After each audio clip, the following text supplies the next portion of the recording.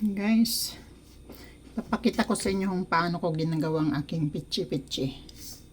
Meron tayong bowl dito. Bali, meron tayong ginadgad na kasaba. Kamoteng kahoy. Ayan, ilagay natin dito.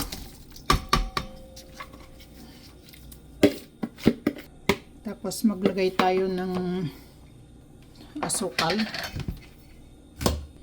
3 cups. 2, 3. Tapos ano lang natin siya,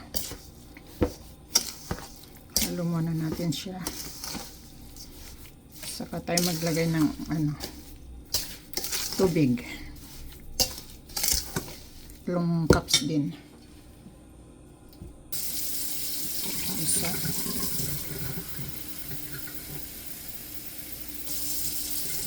dalawa,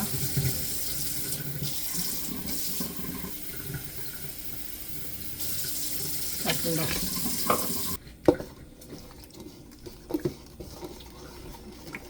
Ngayon, lagyan natin siya ng buko pandan flavor. Gamit ko ito, Mr. Brown.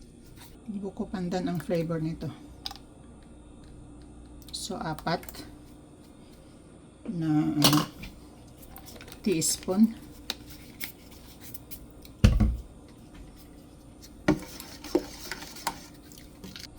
Tapos, tayo ng lye water. Ganon din, 4 na teaspoon.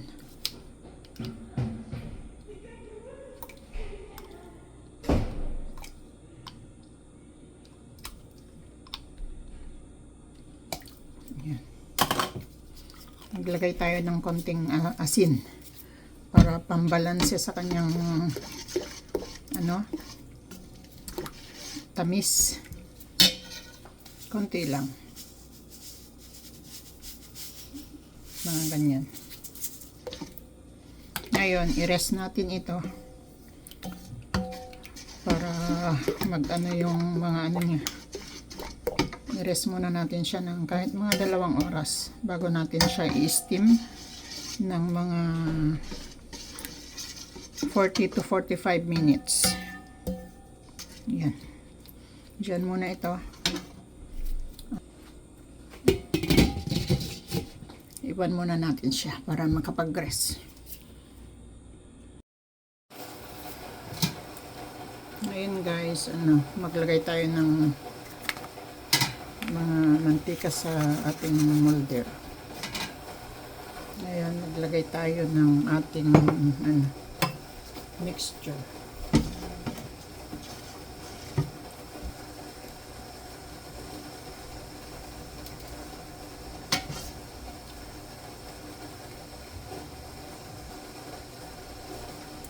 Saka natin siya i-steam ng 45 minutes.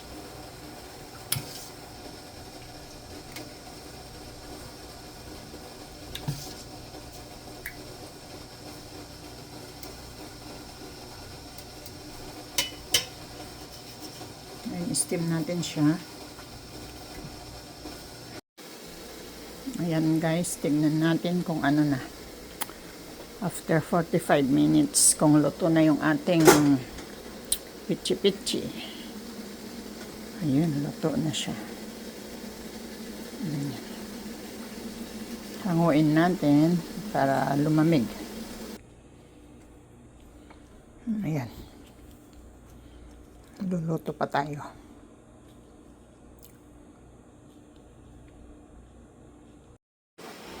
Ayan, nakasalang tayo ulit. So, ayan ang nagawa natin sa isang recipe natin. So, guys, mag-assemble tayo ng ating pichi-pichi. Dito yung ating nyog. So, ilagay muna natin ito lahat dito.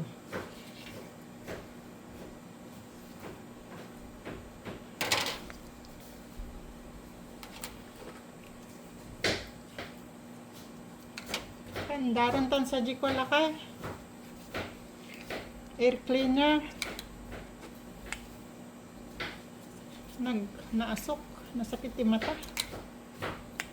Tingnan nyo ang ating ano. Ang ating pichi-pichi. Parang at kutsinta. Maano, malagkit ay tawag dito. Hindi siya matigas, hindi siya malambot.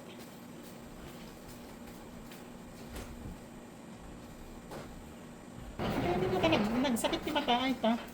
Apo agko ka naklakay, natagari sa ka na. Blablaga. Sensya na guys, maingay yung aming ano, air cleaner. Kaya ano na lang muna natin. Off na lang muna natin. Kasi